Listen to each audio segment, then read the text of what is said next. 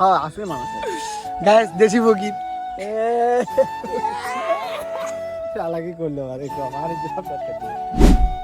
আসসালামু আলাইকুম guys, BD Scott থেকে আমরা এই প্রথম একটা নতুন ব্লগ নিয়ে আসলাম, যা হয়তো এর আগে কখনো নিয়ে আসি নাই। তো এই ব্লগের মধ্যে অনেক ভুলভ্রান্ত হয়ে থাকতে পারে, অবশ্যই আপনারা ক্ষমার দৃষ্টিতে দেখবেন। আমরা কখনো চিন্তাও করি নাই যে একটা ব্লগ ভিডিও আমাদের পেজের মধ্যে আপলোড করব। সো এই কারণে হয়তোবা অনেক কথা আছে যেগুলো ক্লিয়ার না অস্পষ্ট, তার জন্য সবাই ক্ষমার দৃষ্টিতে দেখবেন আর অবশ্যই আমাদের ব্লগটা এনজয় করবেন। তো চলুন শুরু করা যাক। হ্যাঁ হ্যাঁ, আমরা চলে যাচ্ছি শ্যুটের জন্য। তো এখন সকাল, দেখতে পাচ্ছেন আকাশের অবস্থা কিন্তু অনেক সুন্দর।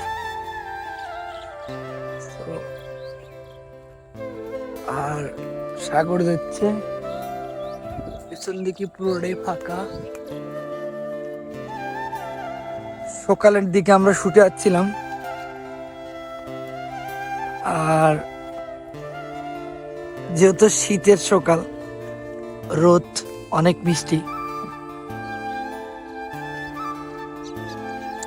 আজকে ভিডিও শুট করব।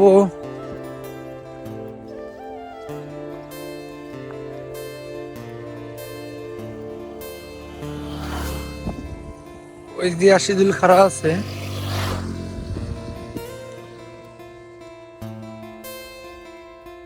সাগরে পায়ে যাচ্ছে।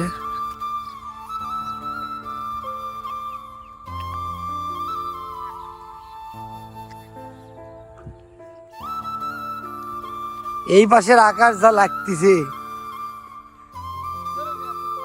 দূর মিয়া চুপ করো তো।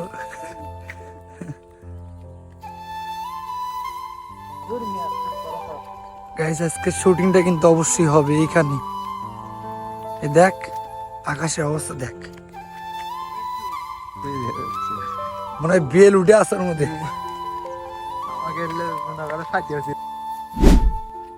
মূলত এই জায়গায় কাজ চলতেছে ড্রেস চেঞ্জের। তো গাইস দেখতে পাচ্ছেন সাগর কিন্তু ড্রেস চেঞ্জ করতেছে, আর এদিকে আশিদুল স্কিপ দেখতেছে। ঠিক আছে, তো স্কিপ, একজন স্কিপ চেক করতেছে আর একজন ড্রেস চেঞ্জ করতেছে। তো পরবর্তীতে আপনি অবশ্যই পাবেন।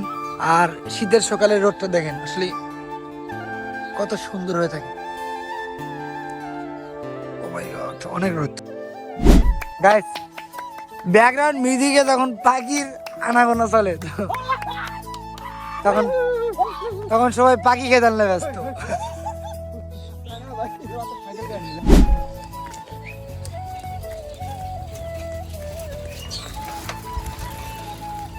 কি জিনিস গাইস দুইজনের যে মশা, আর এই রোডে অনেক গাড়ি চলাচল করে, এই রোডে অনেক গাড়ি চলাচল করে, যার ফলে আমরা শুট নিতে পারছি না, অনেক কষ্ট হয়। চুপ করো মিয়া তুমি।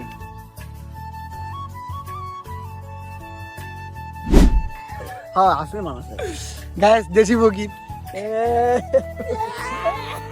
চালাকি করলো আর একটু আমার